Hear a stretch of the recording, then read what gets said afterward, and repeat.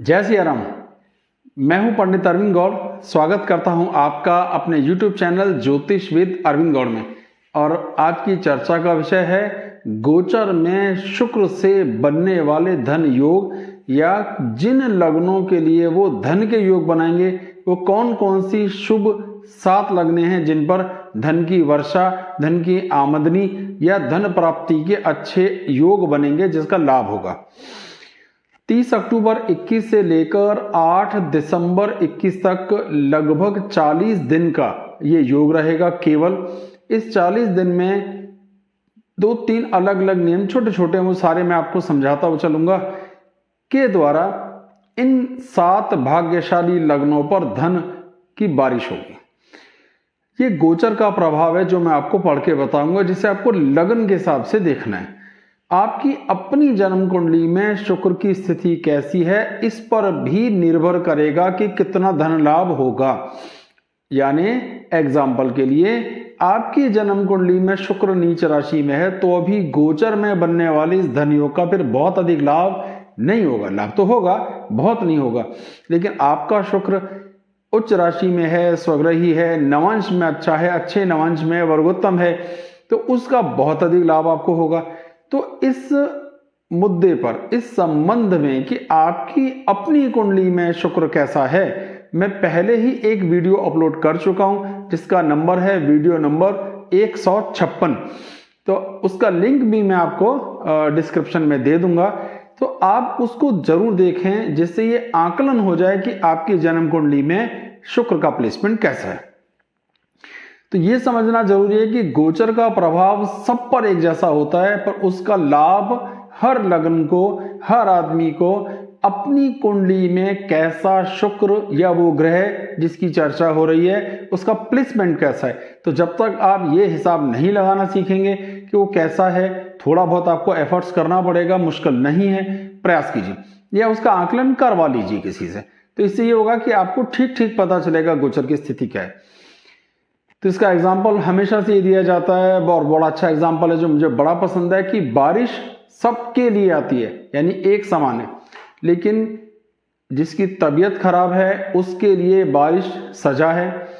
जो पहाड़ों पे घूमने गया और बारिश की वजह से रोड बंद हो गई उसके लिए सजा हो गई, और जो उस बारिश में नहा रहा है उसको मजा आ रहा है।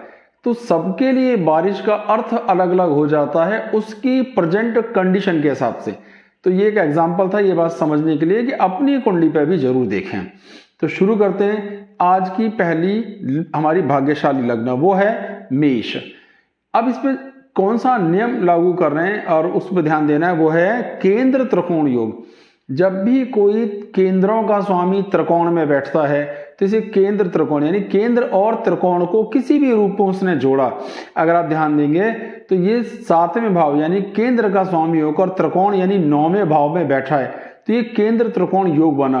तो ये एक धन देने वाला योग बना निश्चित रूप से, और 11वें घर से 11वें घर में बैठा है, इस लिहाज से भी धन देने वाला योग बना। तो मेष लगन को इन 40 दिनों में बहुत सा धन प्राप्ति का योग बनेगा। आपके प्रयास उसमें फलीभूत होते हुए दिखाई देंगे। तो अगर आपकी कुंडली में भी अच्छा है तो बहुत अच्छे रिजल्ट आएंगे ही आएंगे।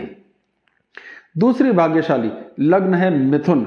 मिथुन में भी यही योग लागू करा जा रहा है, वो है केंद्र और त्रिकोण का तालमेल। यहां पंचम भाव त्रिकोण का वो स्वामी है, त्रिकोणेश हुआ, और केंद्र यानी 7वें भाव में बैठा है, तो ये भी केंद्र त्रिकोण योग बना। तो इसका लाभ भी आपको स्पष्ट रूप से साफ साफ दिखाई देगा, मौके मिलेंगे कमाने के, और इस आमदनी में आपका ज्ञान, आपकी बुद्धि से, संतान के सहयोग से भी बहुत सा पैसा कमाने का मौका मिलेगा। तो यहां हम ऐसी चीजों से जिसे एग्जीक्यूटिव डिसीजंस कहते हैं, दूसरों को सलाह देने से जो पैसा मिलता है, मीडिएशन का पैसा भी इसे गिना जा सकता है। ससुराल वालों की तरफ से मिलने वाले सहयोग या उनके एफर्ट से भी पैसा कमाने का बहुत सहयोग बनेगा। तो ये स्थिति भी बहुत सुंदर हो जाती है।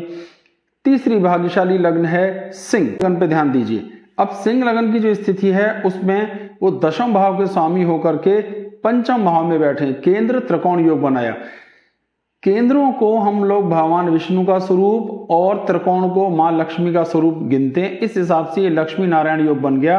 यही धन योग का आधार है, जिसे केंद्र त्रिकोण योग या लक्ष्मी नारायण योग भी कहते हैं, जब केंद्र और त्रिकोण का तालमेल होता है। तो दशम भाव हमारी ससुराल से चौथा घर है, तो ससुराल वालों के प्रयास से, उनके सहयोग से, उनके तालमेल से भी धन मिल सकता है, और पिता के सहयोग से भी मिल सकता है, सामर्थ्य से भी धन मिल सकता है, और कुछ हद तक संतान की तरफ से किए हुए प्रयासों की तरफ से भी आपको धन प्राप्ति का योग बनता हुआ दिखाई दे सकता है। अगली लग्न है कन्या भाग्यशाली लग्न, जिसमें फिर सेम स्थिति है कि नवम भाव के स्वामी हैं शुक्र और बैठे हैं केंद्र में चतुर्थ भाव में।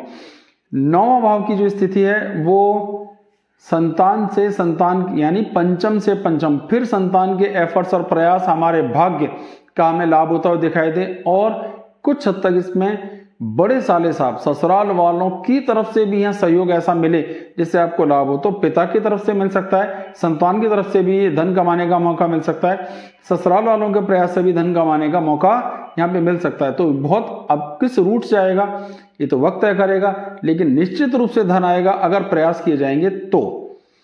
अब एक तरीका होता है कि जब आमदनी यानी 11वें घर का स्वामी लगन में जाता है तो ये भी एक धन योग है। अब धनु लगन पे अगर आप ध्यान देंगे तो लग रहा है तो ये 11th हाउस का में तुला राशि है, 11वें भाव में तुला राशि, और बैठा है धनु लगन में। तो ये भी योग हुआ क्योंकि इसने लग्न और आमदनी को जोड़ दिया आपस में, तो ये भी एक धन योग बना। तो धनु लगन वालों को अपने प्रयासों से, अपने बच्चों के ससुराल वालों की तरफ से यानी अपने समझाने पक्ष के प्रयासों से भी बहुत सा धन कमाने का मौका यहाँ पे मिल सकता है। तो लाभ होगा, निश्चित रूप से होगा, मित्रों की तरफ से भी लाभ होता हुआ दिखाई देगा, अपने रिश्तेदारों की तरफ से भी मौके मिल सकते हैं, और पिता के प्रयासों से भी बहुत सा पैसा कमाने का धनु लगन वालों को मौका मिलेगा।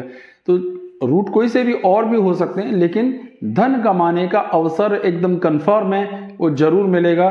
तो प्रयास और ज्यादा कीजिए जिससे कि उसका लाभ लिया जा सके। अभी तक हमने 5 लग्न पे चर्चा कर ली, 2 और पे चर्चा करनी है, वो है कारक। जो हर ग्रह सबके लिए कारक नहीं होता, ये अत्यधिक शुभ फल देने वाला नहीं होता, नैसर्गिक कारक होता है, अतीव शुभ होता है। मकर के लिए वो केंद्र और त्रिकोण दोनों का स्वामी एक साथ है, इसलिए केंद्र त्रिकोण योग बना, और उसका प्लेसमेंट 12वें घर में है, तब भी क्योंकि वो अतीव शुभ है, और 12वें घर में प्लेसमेंट जो होता है वो शुक्र के लिए खराब नहीं है। तो आपको संतान की तरफ से, स्टेटस की तरफ से, ससुराल वालों की तरफ से, अपनी मेहनत से और से धन कमाने के बहुत सारे अवसर यहाँ पे मिलेंगे। तो इसमें सहयोग और भी देखने में आ सकते हैं, पर निश्चित रूप से धन की वृद्धि होगी, जिसमें आपका रुतबा बढ़ेगा, बहुत सा धन प्राप्त होगा, और शुक्र जिस भी भाव या राशि या ग्रह से 12 में बैठते हैं उस घर को धन से संपन्न बना देते हैं। ऐसा नियम है, जैसा वीडियो में पहले भी अपलोड कर चुका हूं। तो ये एक हो गया। अब आखिरी हमारी जो आज की लग्न है भाग्यशाली लग्न धन के लिए, वो कुंभ, उसका आधार भी वही है कि वो शुक्र यहाँ अतीव कारक होता है। 2 केंद्र और त्रिकोण दोनों का स्वामी एक साथ है, लक्ष्मी नारायण योग इस लिहाज से भी बना, और 11वें घर में। तो जो केंद्र और त्रिकोण के स्वामी है, या त्रिकोणेश अपने आप में भी शुभ होता है, उसकी दशा भी शुभ होती है, ये होना भी अपने आप में शुभ है। तो वो त्रिकोण का स्वामी होकर के कहाँ बैठा है, इनकम के घर में। तो ये अपने आप में एक प्लस पॉइंट हुआ।